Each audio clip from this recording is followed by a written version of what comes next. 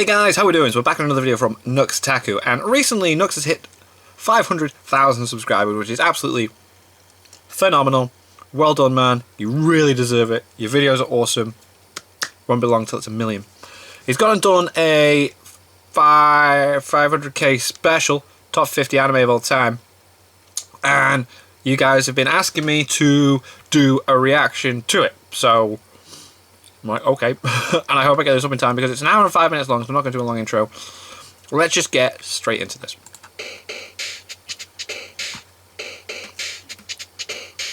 There's no way I can properly thank you for helping me hit 500,000 subscribers. Aww. It's a massive number that I did not think I would It's ever huge. reach when I started, and now Oh, that the sarcastic anime it's trailers are really slapping good. me in the face, and I can't seem to wake up. The amount of support that you guys give me, and the fact that you're all here, means the world to me. It's amazing, man. Cliche because every YouTuber has these big thank you thingos, and every YouTuber means it genuinely. Normally, I'd say never trust a YouTuber because most of us are liars. They're all liars. Why the fuck you lying? Why you always lying? Oh my god. Stop fucking lying. But on the milestone special, we mean, at least I genuinely do. So, I kind of made a meme a little bit ago that if I hit 500,000 subscribers, 500,000, oh my god, it's crazy. 500,000 subscribers. I would make a list of my top 50 anime of all time.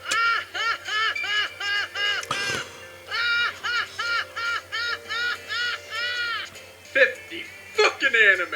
And since somehow the fan base is extremely good at extorting things out of me due to remembering throwaway lines and promises that I've made in the past, but not remembering the stuff that I want you to remember, here's a top 50 anime list of all time. I put a lot of thought into it, and I love all these anime dearly, despite where they fall in this list. So, in this extremely wholesome video that I'm very excited to make, purely to thank you all due to my own distress of promising to do this, yes, of course there's going to be salt in the comments. Very cool, fan base. Very cool. So I'm going to let you know my process in making this list, since it's quite the undertaking. Basically, I went to a list of all the anime I've ever seen. I went through all of them, and I pulled out all of my favorites. All those favorites ended up giving me a list of 117 anime. Wow. All of those were anime that I wanted to put in the top 50. Oh, okay, God. so obviously I'm not no. making it a 117 top list because no one wants to see that. It's way too long, and honestly, since I didn't promise it, I don't know. I'm not all too keen on making that. I hope you're hyped for my top 100 character list when I hit 1 million, though. Don't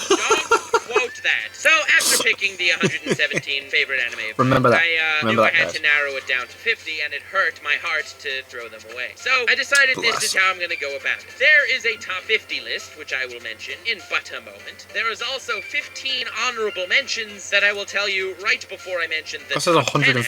And there's also the other 48 anime that are like sub-honorable mentions that I don't want to talk about because I don't want to make the video last forever. These guys on screen, they're my pinned tweet on Twitter, link to my Twitter in the description. Feel free to look at them and let me know. They're all really amazing anime that I love dearly, but I unfortunately cannot talk about here. Also note, when I say top 50 anime, I'm including manga, so if you don't like that, so without further ado, let's begin! Hold up. Okay, before this video continues, I have a few things to say. One, I've never worked on a top video of any kind before, so it's going to be kind of messy compared to the other videos I've worked on for Nux, at least in terms of standards. And two, there are spots where Nux repeats the same number, so whenever that happens, it will be accompanied by this noise, and my face with the number on the screen. And that's it. Number 50! This one's not gonna start My Hero because everyone's gonna be totally happy with me that I included it. It's My Hero Academia.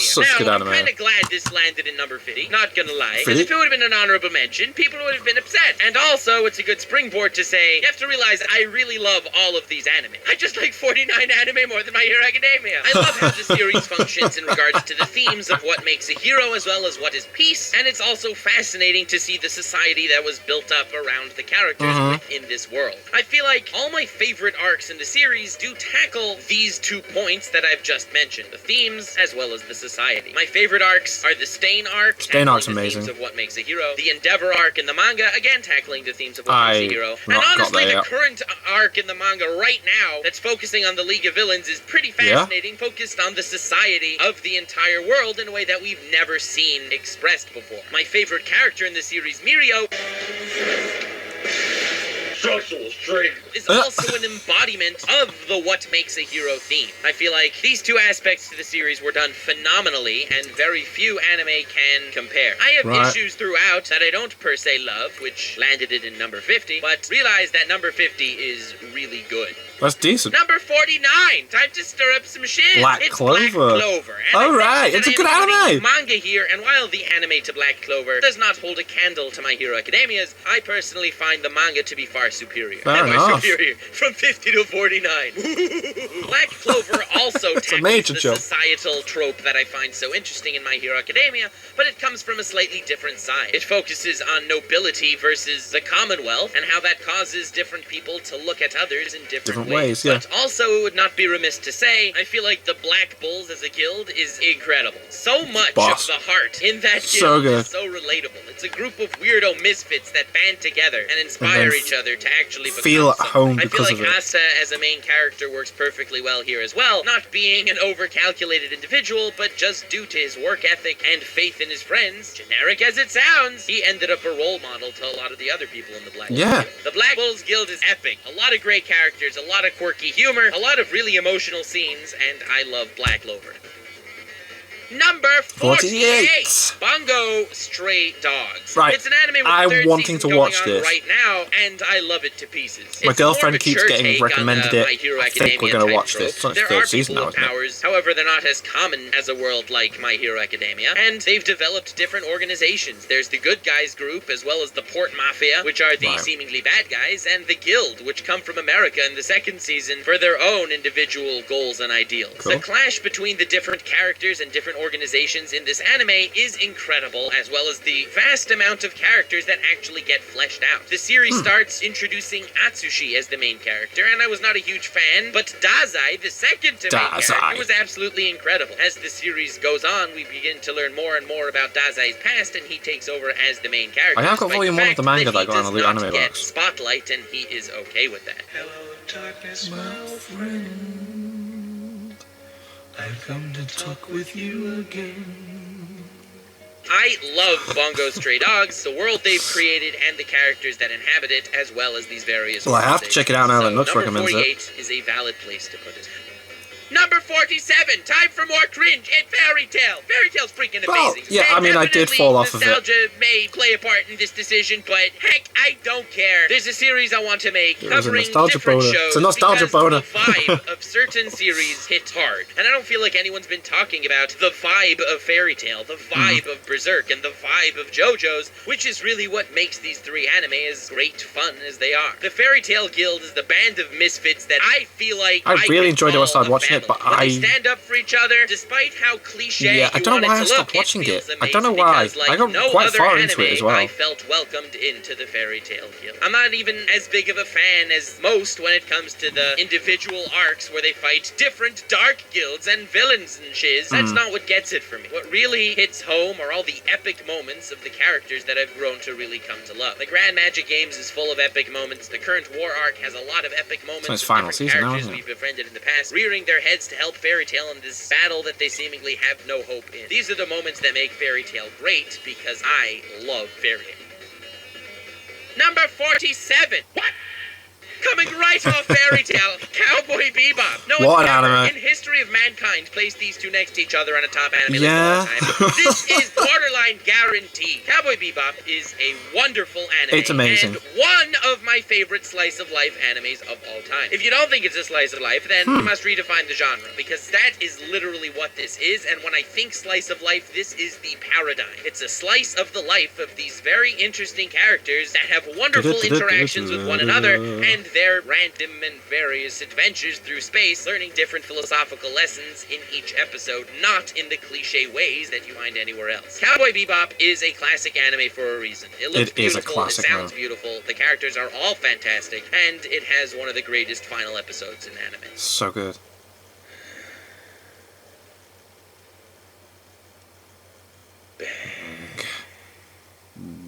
Number 45, another anime that is never next to Cowboy Bebop in the top list. No game, no life. That's right. Such a good anime. Everybody betrayed me. I fed up with this world. No Game No Life, either, at least from what I've heard, gets a ton of praise for being a lot of fun, fantastic characters, one of the top tier isekai anime, where you have these over-the-top strategies that are just so extravagantly incredible. Yeah, it's just a blast to watch, where it's one of somebody's favorite anime of all time. And then there's the flip side, where people say it's pure otaku pandering. Oh, he's so smart because why not? And they have these really stupid strategies that you could have never figured out beforehand. And there's lollies and sisters and cat girls and all that and blah.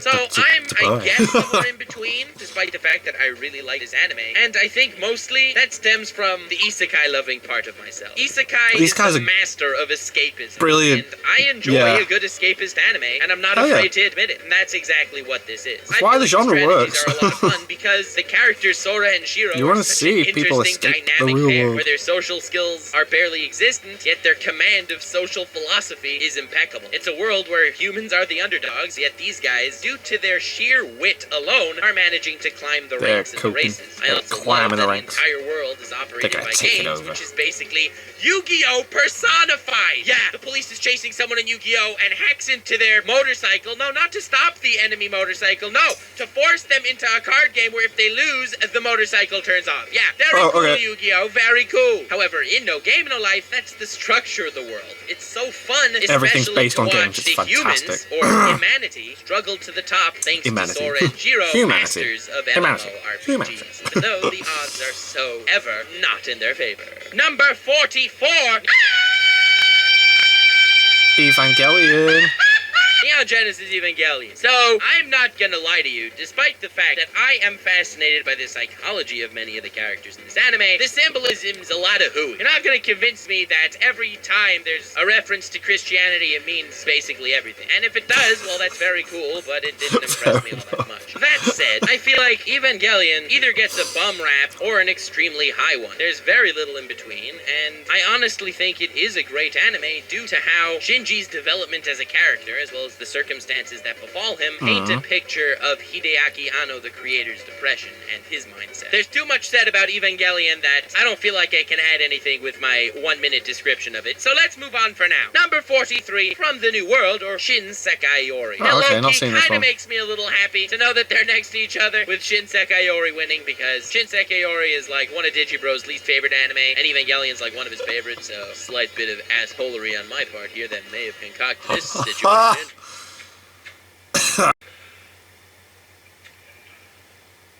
Fuck you. But We'll Survive From the New World is a fascinating anime. It's true that the pacing is a little slow at first, however, the series is split up into 2 parts. The first part is pure mystery, and I watched it all with bated breath in one shot because you had a group of kids that were beginning to unravel the secrets of the world they inhabit, how they're being lied to, how friends of theirs disappear, as well as several of the other conspiracies that they've managed to cook up and try to look into, which all ended up right, but not for the reasons they've expected throughout. The second half of the series is basically a war, and it's a purely philosophical one. I will avoid spoilers for the sake of avoiding spoilers and saving time. For the sake of it. 2 reasons to avoid spoilers. Hey, would you look at that? How epic! Fuck you. Number 42, Kuroko no Basket. Now, as far as sports anime go, when I hear people talking about the good ones, I still don't hear people talking about Kuroko no Basket despite how popular it actually is. It's not per se believable. You have these 7 basketball players that are head and shoulders above everyone else, where they each seem to have like one special ability. Oh, this character can never miss every time he shoots, or this character can copy the exact moves of all of his opponents, or this character can jump really high and dunk from like half court. Not exactly relatable powers, but the thing is, they're almost perceived to be powers. This isn't a realistic sports anime where you have your underdogs climb to the top in a realistic fashion. That's why, in my opinion, it is treated as a inferior anime to anime like Slam Dunk and Haikyuu. Now, the fact that the main cast of Kuroko no Basket are basically basketball players with devil fruit powers aside, the personal journeys that many of these characters traverse is actually insanely powerful. Aomine, Akagi, Kakashi and Kisei especially all have their very own individual journeys, and honestly, I would consider heavily making an individual character analysis on each of them due to how actually incredible the writing that went into them is. Hey, maybe I'll do a video on the Generation of Miracles. That actually has a possibility. Let me know in the comments if you're interested in something like that. So, all that said and done, Aomine and Akashi are both two of my all-time favorite antagonists in sports anime. I like Kuroko no Basket a lot, okay? Right, fair enough. Number 41, we have Trigun. I love the aesthetic, I love the vibe. Never watched Trigun. Ash is one of my favorite I've always anime wanted protagonists. I love the fact that for the first half of the series, we feel like we get an impression of who he is, and that's all flipped on his head when we learn about his backstory and all the things he's had to overcome through his life. Aside from being hilarious, action-packed, and great, I have heard it's good, like, it's on Netflix, I think. I do need to check it out at some point. I love Trigun something I've always wanted to get into. And it's been a while, so I should probably rewatch it. Anyway, we're in the top 40. Oh my god! Number 40, Toradora. Pretty much my go-to recommendation for romance anime. It's in a high school setting. It's got the quintessential tsundere main love interest. The harem is great. The characters are wonderful. The interactions between main boy and main girl are some of the best in romance anime. And number 39 on my list is written by the same author. It is Golden Time. Most people I find prefer Toradora to Golden Time. However, I like Kaga Koko from Golden Time. I think she's a little more psychotic, and as we know, I love relating to psychotic characters. Kind of scary, so keeping it about myself, not gonna lie. But I also appreciate the fact that it takes place in a college setting as opposed to a high school. High school, yeah, that's usually the go-to, isn't it? I really prefer that route, especially with the characters introduced in both settings. Next, number 38, we have Parasite the Maxim. This is a thriller. I got halfway through it and I was enjoying it, but I don't know why I stopped. There's a span of episodes from about 15 to 24 that you just have to keep watching the next ones because it builds on itself in such a dramatically beautiful way. The main character's character development is also fascinating. Let's not forget it. I have said in the past that I think he's the most developed anime protagonist ever, and unfortunately right now, I may be wrong. I'm thinking now Eren has a shot to beat him with the Attack on Titan manga doing what it's been doing. Although, if it does beat Parasite, it doesn't beat it by that much. Shinichi grows as a character incredibly much on his own right, and also on the fact that his body is hosting the DNA of an emotionless parasite, which changes him from the inside out. Also, the antagonists of the series, these many parasites that are somehow multiplying to a crazy extent, are actually a genuine threat to humanity. They're intelligent to the point that they can transform themselves to look like humans and they've mastered their political arts to the point that a parasite wins the election and becomes the Prime Minister of Japan. The moral ambiguity of how you have to deal with these creatures, being that they're just as sentient as humans are, and far more intelligent, is also wonderfully introduced. In all, I love Parasite. I remember how hyped I was as it was coming out, and unfortunately, I don't hear anyone talking about it these days. I do need to finish it though. I need to get back into it. Number 37, World Trigger. An amazing shonen anime that no one talks about. The animation is subpar, I will warn you in advance, and there is one filler arc which honestly was a disaster. That aside, I love all the characters in World Trigger, save the main character. That's a big flaw for me. But the cast is so huge and well developed, it easily makes up for that in my mind. The story is about these interdimensional portals that are opening, and these creatures are coming from them from other worlds, and they're called neighbors. Now, neighbors are generally these robotic type creatures that are treated as dangerous pests and must be eliminated. However, my favorite arc of World Trigger, which is really damn good, is when there's an entire war between two civilizations of two different dimensions. In our dimension, the main dimension in the anime, there's this organization called Border, where they're training these fighters ranging from high school students and older to be able to fight off these neighbors. The power system is great, the strategies that go into all the fights are wonderful, the cast is incredible, and this anime is not seen by anyone. Breaking news! The anime was eventually cancelled because the author got sick and couldn't write the manga further, so they kind of just dropped the anime. The manga author feels better, and the manga is continuing. So that means the anime may be coming back. I am extremely hyped.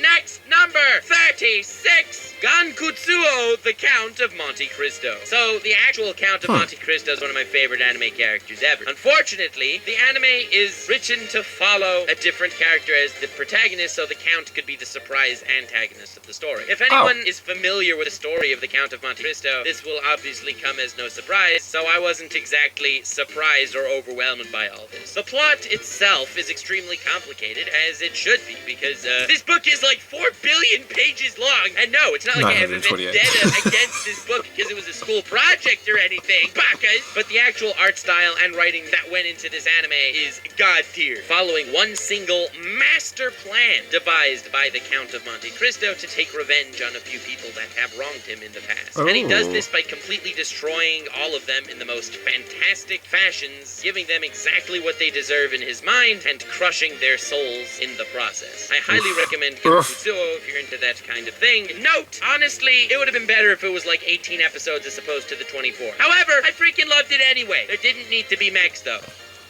Number 35, Re:Zero, oh my god, what an anime! Hype for season 2! Re:Zero. Hell yes, I am watching season 2, like, as soon as it comes out. Because of the waifu wars.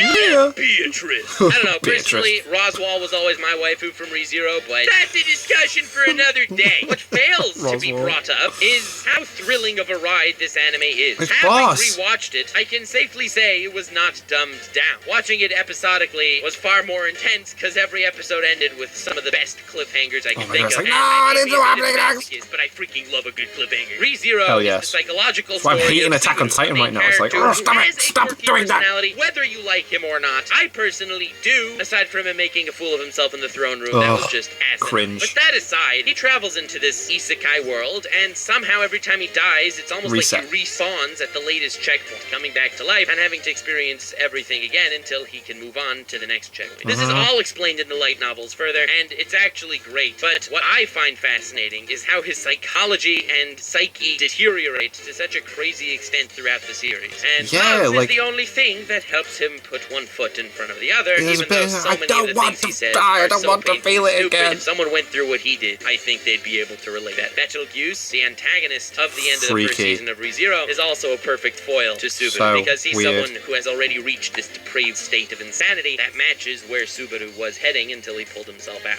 I love Re:Zero. It gets too much crap. Moving on. Number 34, The Promised Neverland. Oh, having read boom. this manga all the way Recent. up to current Very day, recent. I still think the first arc is the strongest, with a close contender being Not reading the manga, first waiting for season 2. arc. Me and my girlfriend people agreed give on Emma that. crap for being very idealistic, but I think that the main cast of characters, being Emma, Ray, and Norman, is one of the strongest main casts in anime. The boss. support cast, on the other hand, I personally think is weak. There's one or two other characters that pops up throughout their journey that I sort of kind of like, but nothing like this spearhead of the main three characters. My god, season 1 was so I don't good. want to spoil anything that takes place in the future. However, Please if you've don't. seen the first arc, which I highly recommend you do if you haven't season yet, 1's so it just aired good. last season, you know that in a world of demons and whack jobs, you can only get anywhere by using your head, and that part of the story has not changed. Whether it's purely to survive, whether it's to grow, or whether it's politically. Promised Neverland is a great show, a great series, all round, and whoever hates Emma doesn't get a story. Next, we have number 33, Great Teacher Onizuka. Just watch the first opening of the anime. It will tell you more about Great Teacher Onizuka than I could in a 1-minute description. It's about this dude who likes girls, so he becomes a teacher and ends up inspiring the shizzle out of his class. It is a classic anime that everyone should experience. At least a little bit, and then it'll draw you in and you'll watch the rest of it. But Great Teacher Onizuka is absolute greatness, and I think everyone that's seen it actually really likes it.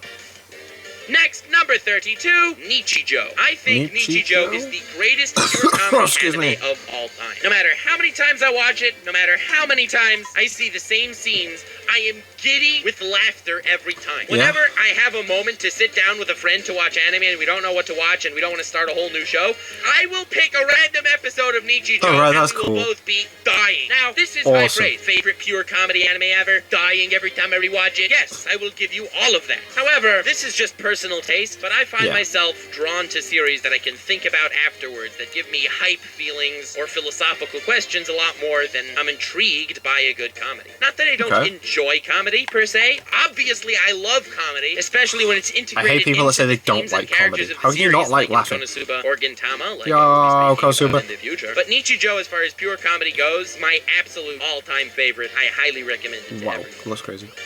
Next, number 31, we have Monster. One of the best written anime ever, if I do say so myself. 74 episodes. It has been way too long since I've seen it. I really should There's far rewatch too many on this list that I've not heard of. because This is I have a crazy. feeling it will end up way higher on the list. I'm appreciating Again, that fact, this is one of those anime that if I describe what goes on for the first episode or two, it basically is a massive spoiler and will That's hit you like harder trying to if you get people see into it Promised yourself. Neverland. It It's is like, old, what though. happened? It's So in like episode 1. 2002 or something, so the art style's a bit weird. However, the mental journey the main character goes through that completely changes who he is fascinating, and the antagonist is one of the greatest anime antagonists of all time. It won't give you a minute of rest. It's fantastic all the way, and it will leave you in goosebumps.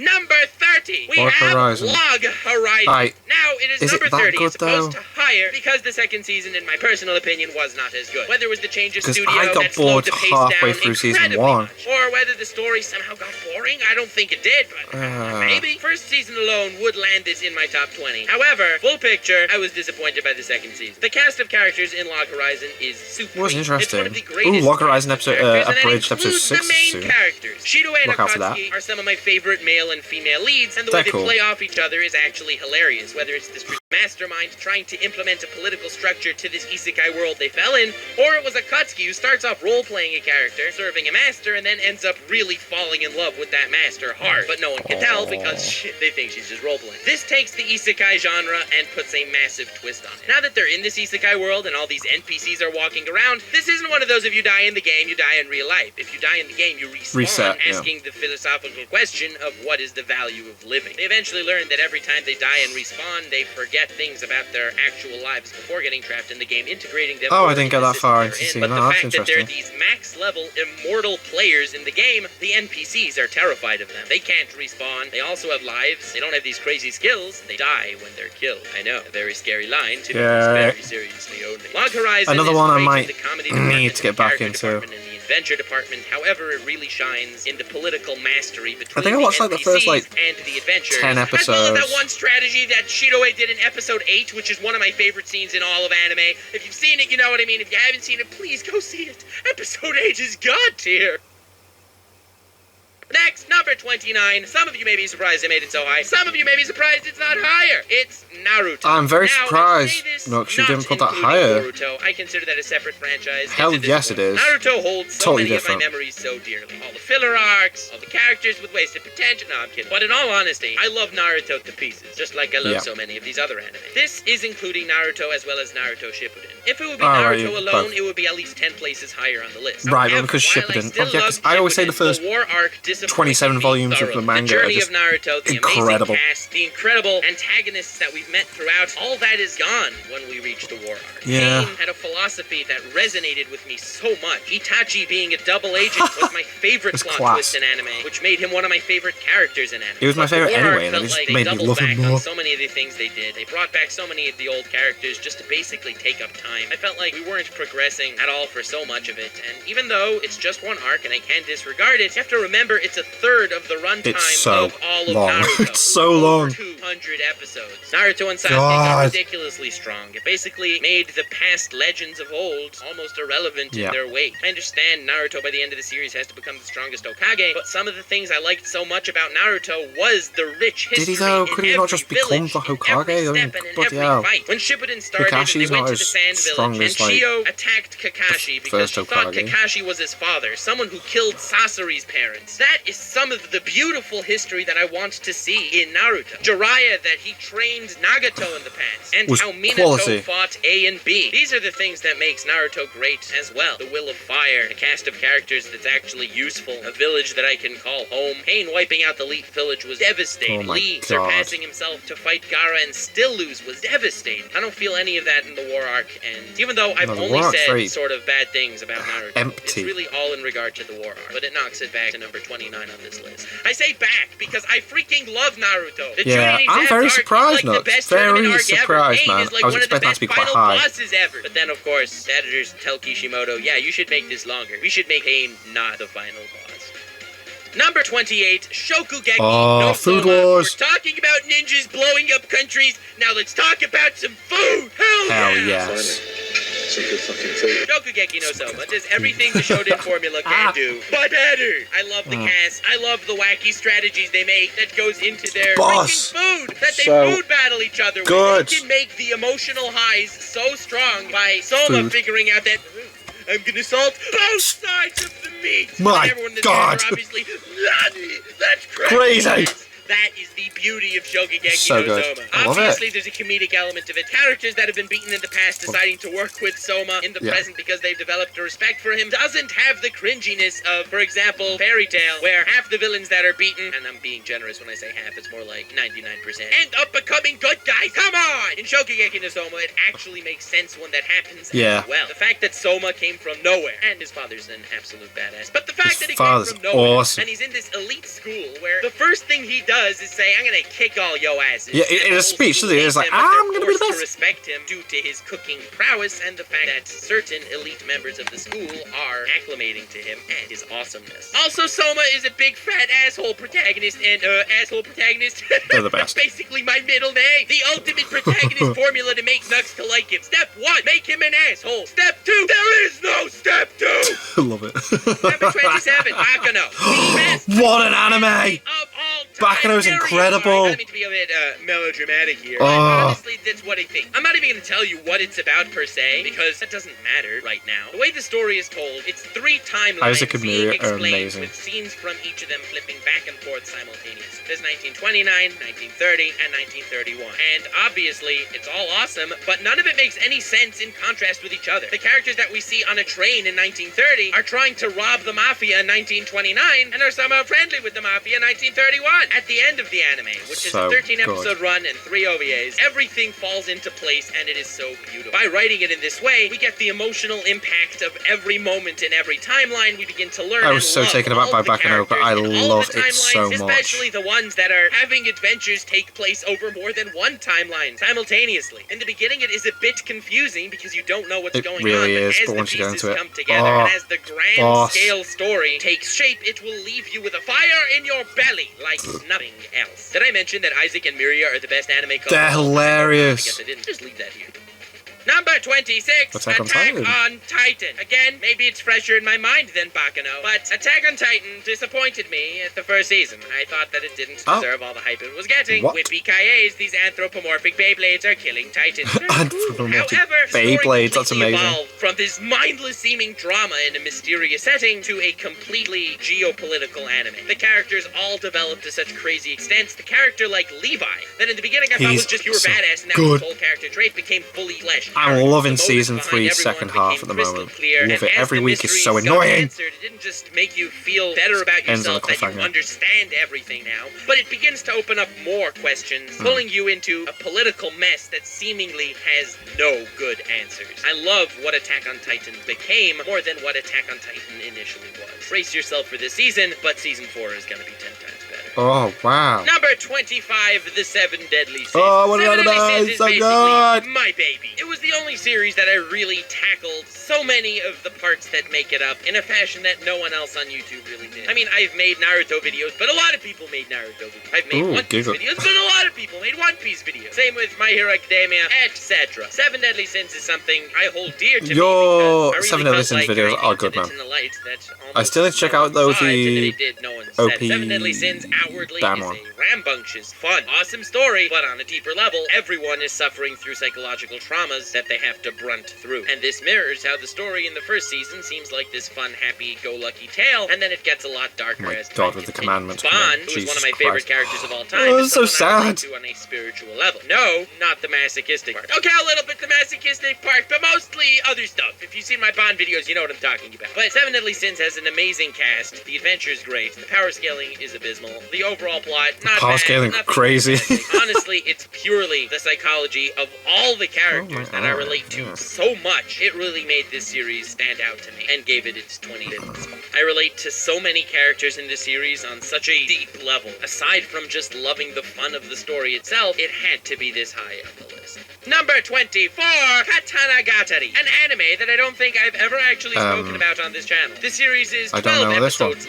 long, and every episode is 50 minutes. 50 The main minutes. characters, Chichika and Togame, a man and Wabby. Animation a seems man and Wabby. interesting. A man and Wabby. Triggered. He's also one of the greatest couples in anime. Shichiga's one of the most beloved main characters to me, and Togame is one of my favorite female lead characters. They're on an adventure to accumulate these 12 legendary swords that are each extremely powerful and stuff, and they're cool fights, but even more than that, the dialogue in this series is gold. Every exchange of words, even the long exchanges of words, which there are long conversations in this anime, are all amazing. The back and forths, the one-liners, it's all mind-blowingly awesome. Yeah. Every little conversation between Shichika and Togame is a conversation that I cherish and love it on every rewatch. But even more than that, there's love a completely how different his story actual behind personal taste is coming through. You can tell how much he likes it when he's talking about it. Why they have it, why they want it, and what they want to do with their lives. Katana Gatari is a classic anime that no one talks about. I hope some of you pick it up and enjoy it as much as I did, and gosh darn did I enjoy it. Next, number 23, we have Psycho Pass. I don't think anyone's surprised it's on this list. It's by my favorite anime author ever, Gen Urobuchi. It's the ultimate only seen the first episode. Utopian society. Both the protagonists and antagonists I should really watch it in their own right, with Kogumi and Nakashima being perfect foils, and with Akane and the Sybil system being perfect foils. I love Psycho Pass for the psychopathic story it tells. It's this future world where the Sybil system is something that gauges people based on their criminal tendencies, that judges whether they should be on the streets or behind bars, even if they haven't done something. If someone is considered and deemed a latent criminal, they will be put away even if they have done nothing wrong. Now, this has its ups and downs, and Makishima, the antagonist, is more than happy to poke and prod this wonderful system that we seem to have. The first episode is a microcosm of the entirety of the philosophical debate when it comes to the civil system. It's about a dude who's sexually assaulting a woman, and obviously he's a latent criminal, so they take him away, but this woman, who initially was just your normal, average, everyday civilian, now that she's undergone this mental trauma, it placed massive strain on her, and the civil system now picked her up as a latent criminal. Yeah, I don't know why I didn't carry on. Makishima is a villain who wants to expunge the flaws in the system while he can retain his emotions entirely, so the civil system won't consider him a villain at all, and he's basically immune to everything the government can throw at him. He's an exception to the rule. However, he'll commit the most violent and heinous acts in absolute public, so everyone watching can be tainted, and they will be arrested by this perfect system that the government has set up. I absolutely adore Psycho Pass, and I'm so hyped for the next season that's about to begin.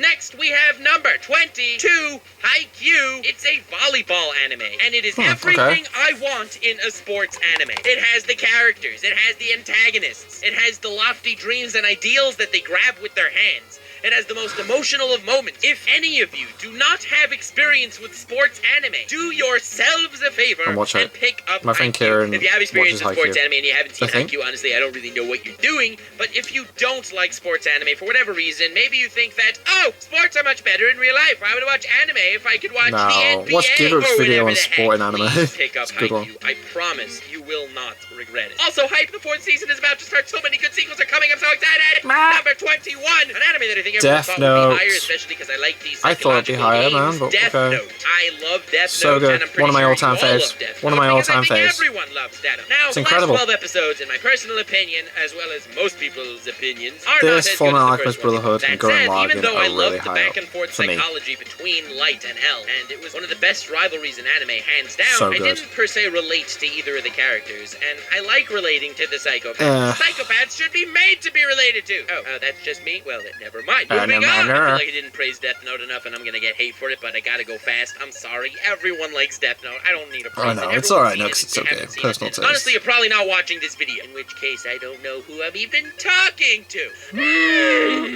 Number 20, Tengen Toppa. Gurren Lagann. This is a classic. Good. Not one of these modern classics like recreators, but a genuine classic. It's only when I was writing this list that I really picked up on this trope, I guess you can call it, that I really love. But when an anime on surface level is doing something, Episode like 7, for example, man. 7 Deadly Sins being such a fun, rambunctious hype series, or Gurren Lagann being such an outstanding, fantastical show, or One Punch Man being completely hilarious, but on the deeper level means so much more, whether it's the psychological story of 7 Deadly Sins, the philosophical story of Gurren Lagann, Lagann, or the absolute greatness of One Punch Man that I'm currently working on a bunch of videos on. I love One Punch Man with my whole heart, and you'll see where it places The One Punch Man videos are amazing. But this trait that I really only see surface in anime is something I find beautiful. I love it so much. And Gurren Lagann possesses so many of the most interesting questions presented in the most fantastic ways. Kamina looking outside of his box and breaking out to an outside world where he didn't even know there was an outside world. But he dreamed, he believed, and he thought past where everyone else in the cave thought. He broke out. He continued dreaming high, thinking high, and probably We're gonna pierce the heavens. Came up with the idea to steal gunmen, steal the mechs from the enemies to use on their side, to actually put up a fight as opposed to just barely try and scrape away and survive it. Episode 7 happens, and I think everyone kind of knows what happened there, but that legacy lived on. It lived on even when the spirals fought the anti-spirals, which, yes, it wound up with them throwing freaking galaxies universes. But in the end of the day, it was such a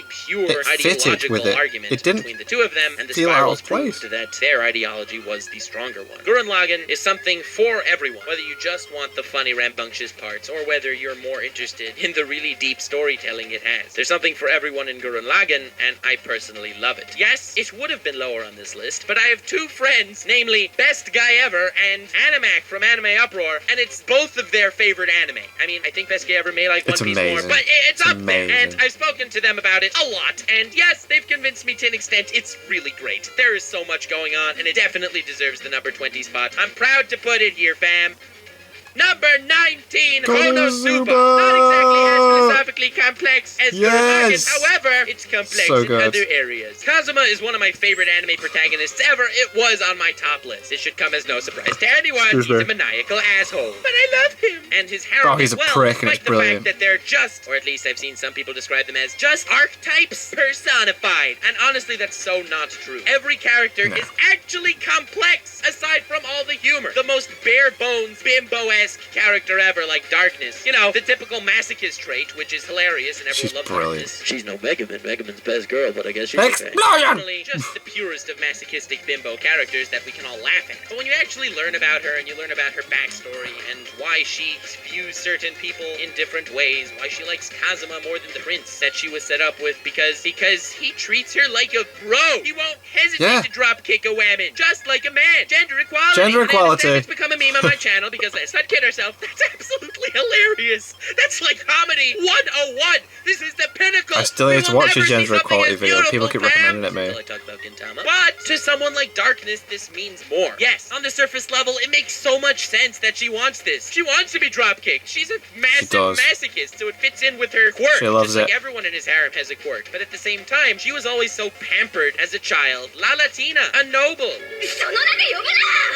Everyone loves her and respects her, and it's great, and she couldn't do anything herself. She wants a man that will dropkick her, i.e. treat her like an individual, not like a pampered princess she didn't want to be her whole time growing up. There really is a deeper psychology to this entire cast. Even Kazuma, who's just this, let's not kid ourselves, not too bright, assholey, epic harem king. I relate to him more than 99% of especially isekai protagonists. On a comedic level, Konosuba is fantastic. On an escapist level, I love Konosuba even more. On a satirical level, Konosuba makes fun of the entire isekai genre. It's everything I could have wanted and more, but it means a lot more deeper, and it's come to my realization that I will need to make many Konosuba videos to fully highlight why I love this series so much. I promised myself when I was compiling this script that I wouldn't start swapping around the places of the anime on this list while I'm writing descriptions of them, and I realized I start liking others more because that would just be too brutal. But honestly, Konosuba would probably be higher on this list if I were to make it a guess. See, this is a modern classic.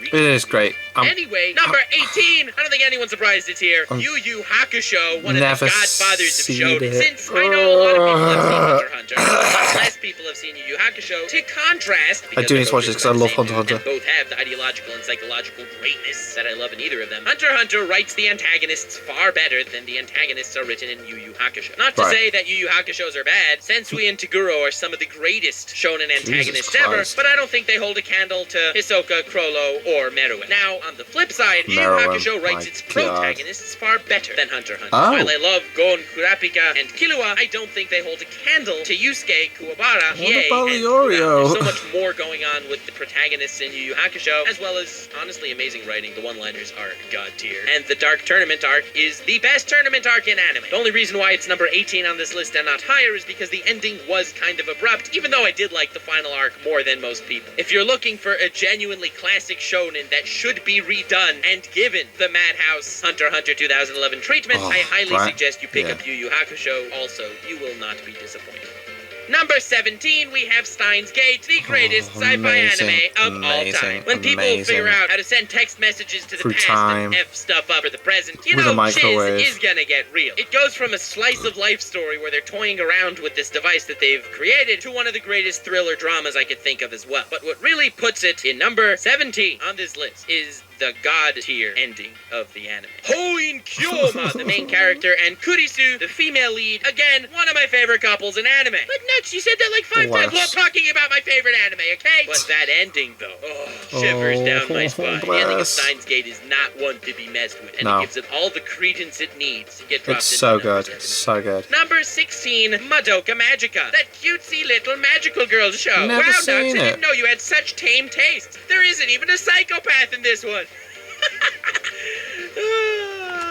That's cute. So, to be fair, episode 3 of Madoka Magica is one of the greatest early episodes of anime, period. And I don't really want to spoil what's going to happen, because it will take you by surprise, and if it doesn't, well, honestly, you've either been spoiled, you've seen it already, or you're dead but didn't realize yet. But the real reason why it's this high on the list, not like 5 places lower, is because of the movie sequel that no one seemed to see. Madoka Magica 3 Rebellion has one of the greatest plot twists I could think of, making the plot twist in episode 3 of Madoka Magica laughable, and makes Homura one of my favorite anime characters of all time, even though she was already cemented there by the finale of the original Madoka Magica. If you include the movie sequel, Madoka Magica very much deserves number 16 on this list.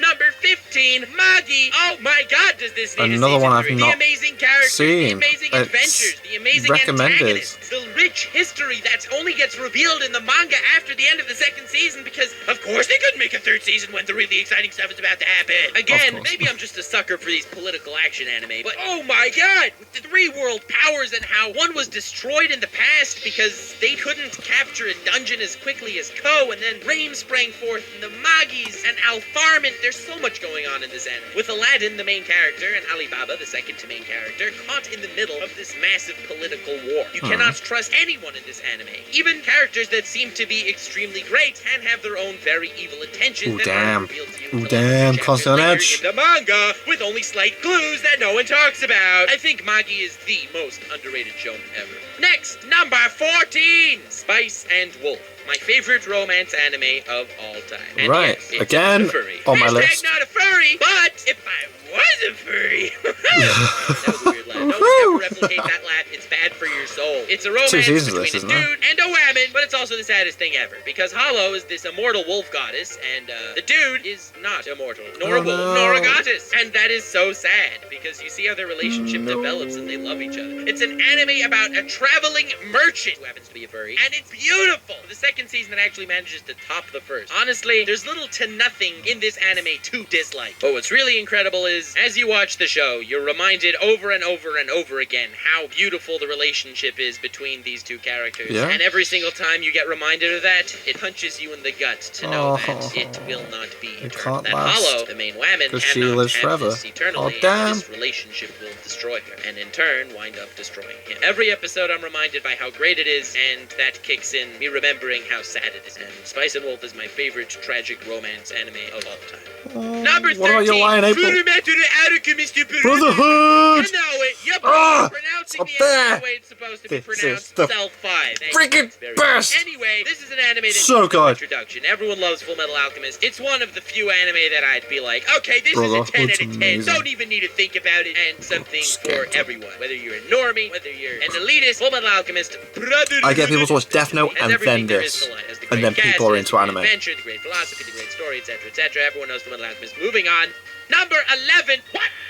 Hunter Hunter 2011. Now, I say 2011, and I'm very careful with my words. I would never use an excess word that was not needed. Don't take that out of context, please. But Nux, in this one scene, you said this word. But why? Shut up, Ambase. Yeah, it's like I exist only to serve you or something. At that moment, Nux realized that he only existed to serve the fanbase. This saddened him, but then immediately made him happier because he had 500,000 subscribers, so he won't go on a hissy fit. So I say Hunter Hunter 2011 because if it was just the 1999 version, no, it wouldn't be this high. And if it was just the manga, it would not be this high either. God, this is some of the ugliest manga ever. I highly suggest watching the end. That's all said and done. The reason why the manga needs to be so disgustingly written, sorry Togashi, I still love you, is because of so much thought that went into this series. There's a scene in the Chimera Ant arc where Killua's running, and he turns around deciding to run another way. And then the next entire episode explains the psychology of Killua, why he decided to turn around at one time. And it's beautiful. Every arc has its own unique beauty, so I honestly don't know how I can go about describing what I love about this series in like a minute. The Chimera Ant arc is a delving into the human psyche. The Yorknu arc is all about ambitions versus being ambitionless, versus an ambition to find ambitions.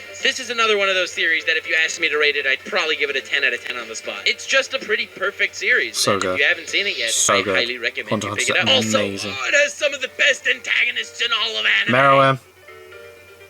Number 11, One Piece. Out of this entire list, hands down, the two hardest segments is one that is about to come, and ordering Full Metal Alchemist Brotherhood, One Piece, and Hunter x Hunter. 3 top-tier anime that I love dearly, and this is how I ended up placing them. My opinion may change in a little while, but this is how it is now, and you're gonna have to live with it. One Piece, manga especially, is epic. It is a tale of epic proportions about individuals who've made up themselves to become a family in order to accomplish their dreams. It's short, it's sweet, it's beautiful. Okay, it's really long, but it's also sweet and beautiful. Really both in Full Metal Alchemist Brotherhood and it's really long. Hunter x Hunter, it was about how the world shaped the characters, and in One Piece, it's how the characters shaped the world. It's a different take on the evolving shonen protagonist, and I love it also. I love all 3 of these series. It hurts me to put them in this order, but hey, One Piece is pretty epic. And right now, I'm in more of a mood of, accomplishing my dreams than delving into the depths of human psyche like Hunter x Hunter. Depends on my mood. Sometimes I want a philosophical discussion, and in that scenario,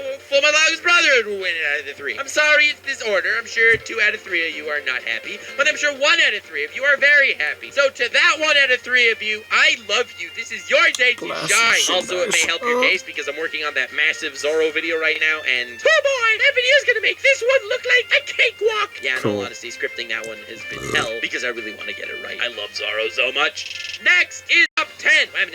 We're in there, guys. It's very scary. We're in the end game now. And it is very different than my last time when I mentioned my top 10. But before doing that, I would like to mention my 15 honorable mentions much faster. Devil is a part-timer, one of the greatest first isekai anime of all time. I love the entire cast and story. It's dope. Hellsing Ultimate. Alucard is an underratedly amazing main character. Next, Erased. A fantastic story. Probably my favorite thriller anime until the ending, which knocked it into the honorable mention zone as opposed to top 20. Next, Anohana, an anime with one of the most powerful final episodes, but the rest just didn't entice me all that much, not gonna lie. Next, we have Sword Art Online, which I still think the Aincrad arc is fantastic. The Aincrad arc's fantastic, yes. Awesome as well. It's here because Alfheim Online and Gun Gale are both pretty meh. Next, we have Kenichi the Mightiest Disciple, the most underrated shonen sports anime of all time. Next, One Out's a psychological baseball anime that I love, and I especially love the second to main character. Welcome to the NHK, which is relatable to almost every anime fan. Next, Ultimate Survivor Kaiji, the ultimate gambling I still need to see that. Stakes are through the roof. Every arc is thrilling to no end. I kind of like the main character, but I didn't really care for almost any of the others. Next, we have Bleach, which, not gonna lie, is a pretty great shonen anime. Didn't make it to the top 50 because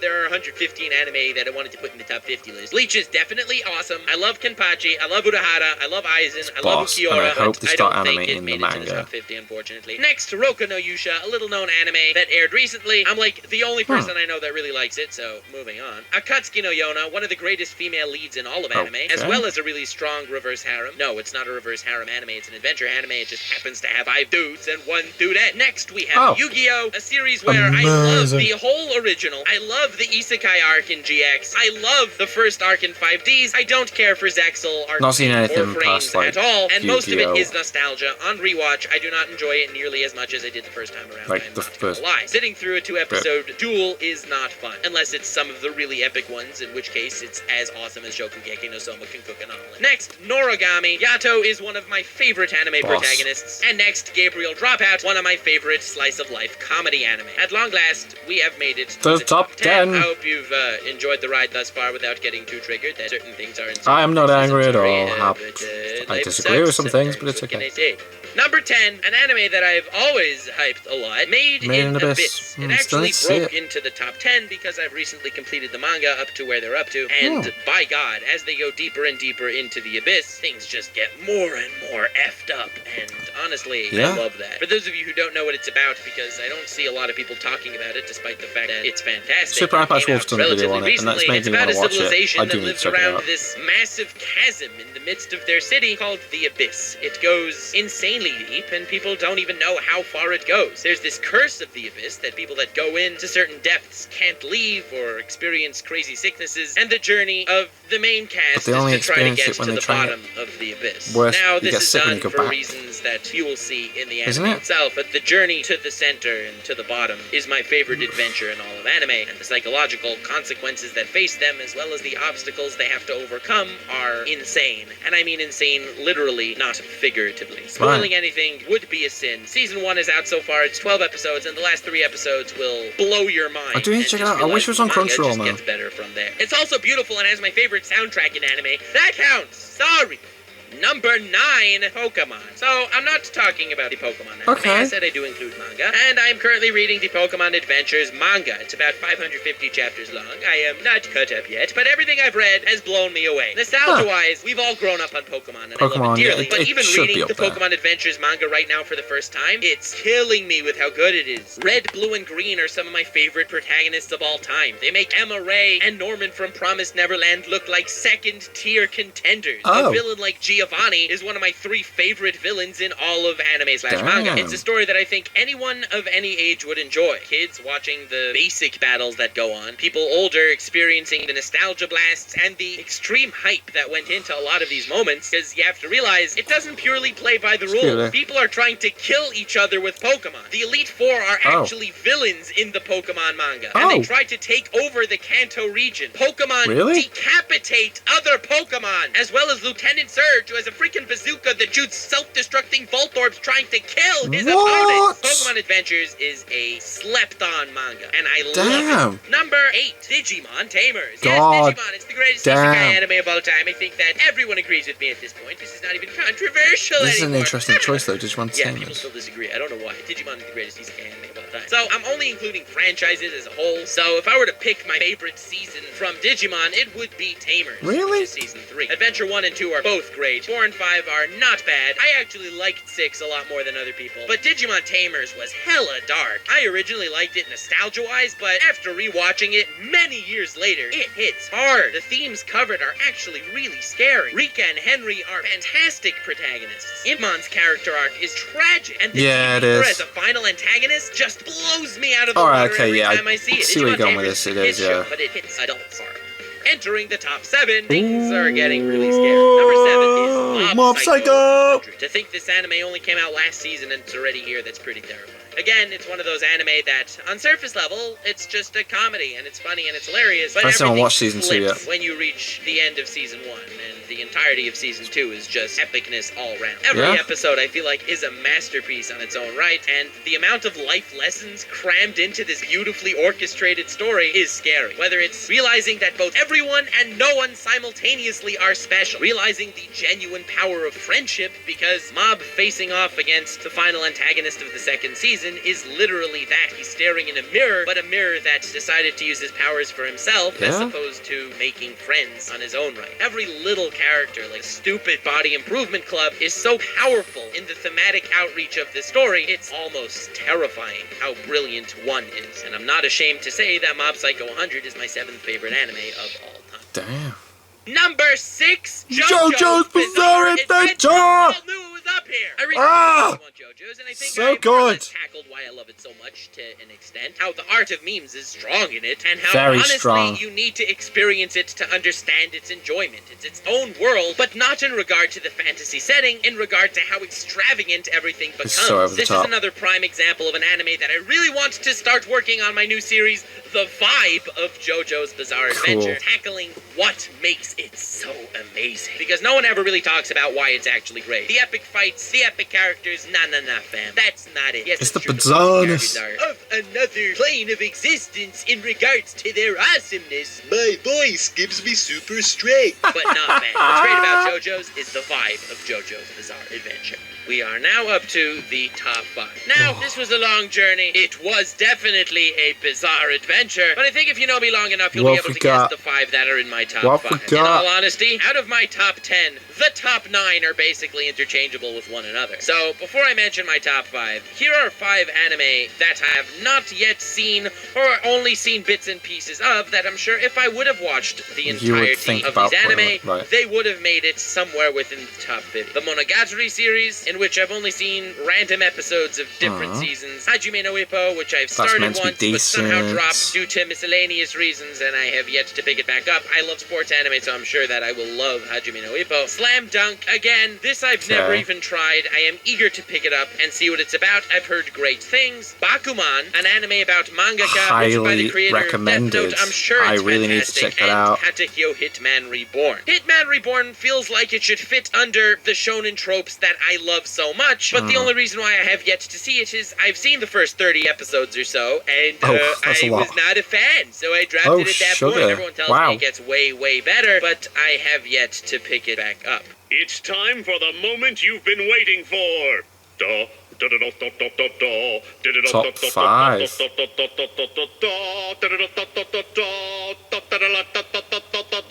What are we gonna have? Code Geass. Code Geass is gonna be on there, isn't it? Okay. Okay! I want to see it already! Stop it! Stop! Just stop! It's the top 5 anime of all time. Nux Taku edition. Alright. Why are you gay?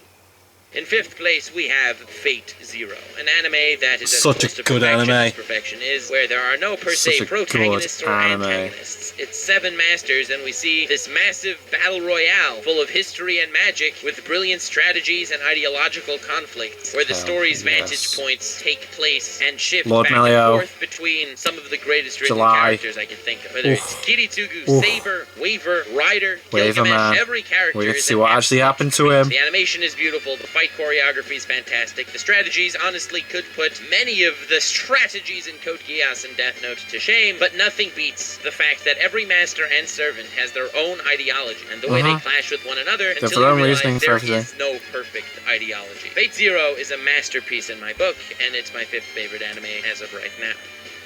Number 4, we have Code Geass. As far as the entire run of Code Geass, I would say Fate Zero would have its edge. However, Code Geass has the greatest ending in all of anime, period. So good.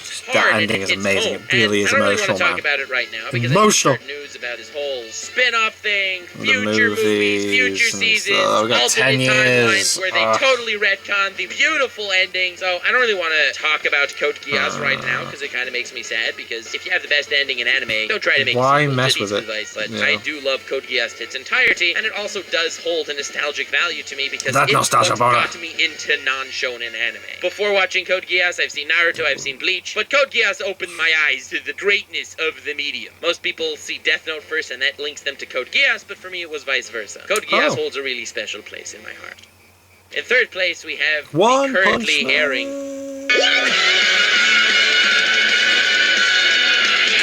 So, I am making a lot of One Punch Man videos. If you couldn't tell by the way I talk about it in those videos, I am a huge fan. Again, I love the humor, I love the characters, but there's also that really sorrow-filled underlying narrative to literally everything that goes on screen. I feel like I can make an hour review on every single episode of the series. Don't tempt me, I might do it. But One Punch Man is absolute greatness. Some people consider it a normie anime, but the people that say that secretly are the normies. My God. Number 2, Berserk. And in this case, I'm talking about manga mostly.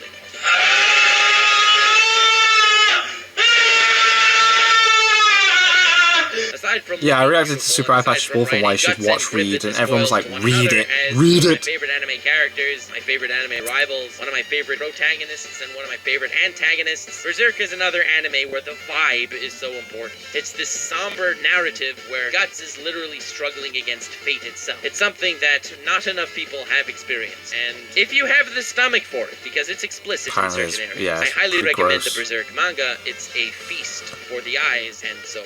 Number 1, much to no one's surprise, Gintama. is Gintama. So, despite the fact that pretty much no one's seen it, at least no one I know or no one I've not seen to, it is still my favorite anime of all time. And yes, the hilarious moments are hilarious, and the serious moments are mind-blowingly epic. The characters are amazing, the narrative is wonderful, and I can praise everything about Gintama, or at least I love it. But in all honesty, the reason why Gintama is my favorite anime of all time, as I may discuss in a future video, is because I feel like it inspired me like no other anime. The way you have these characters ingrained in the satirical context of the comedic arcs as well as the insanely serious context of the serious arcs, where the character is developing throughout all of them and retains their core character traits and philosophy throughout, is fantastic. I feel like Gintama has inspired not just in regards to life lessons, to cherish your friends, to believe in yourself, and all of the other amazing things that anime has done for me, but I feel like Gintama inspired the person that I am. Everyone has a different personality and persona that veers their tastes towards different things that they can see themselves in, and I saw Gintama in myself a lot, and I feel like it helped me evolve myself. Without Gintama, I don't know if I would be the same person I am now, and I am forever grateful for the influence it's had on me. There are moments that can make you cry, and there are moments that can make you laugh. It's an anime that can be taken insanely seriously in some contexts, but cannot be taken seriously at all in others. And it's for this very personal reason that Gintama is my favorite anime of all time. So, Whammin' and Gentle Whammin', thank you so much for watching this video. Honestly, when I work on really long videos, it usually gets gruelingly difficult at certain occasions, but I am so overwhelmed by the fact that 500,000 of you decided to subscribe to this sarcastic we love you, Nux.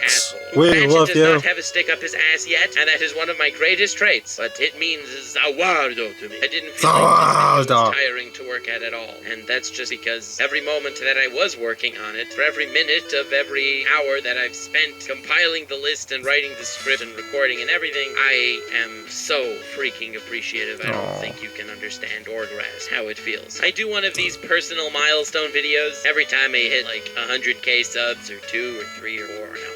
It's insanity. But let me know in the comments what you would like for the 600k sub special. We'll try to get there and help subscribble and share and stuff to get there quicker. That would be dope. Link in the description to my Twitter. Feel free to follow me there for more Nux madness and memes and shiz. Link to my Patreon also in the description. Feel free to help donate. It genuinely helps the channel. And once again, from the bottom of my heart, thank you so much for helping me hit 500,000 freaking boss, man. You deserve it. Sarcastic ass holy weirdo. You're definitely gonna hit a million. Thank you all for everything. Definitely. Remember to stay weird, fam. Stay weird, fam.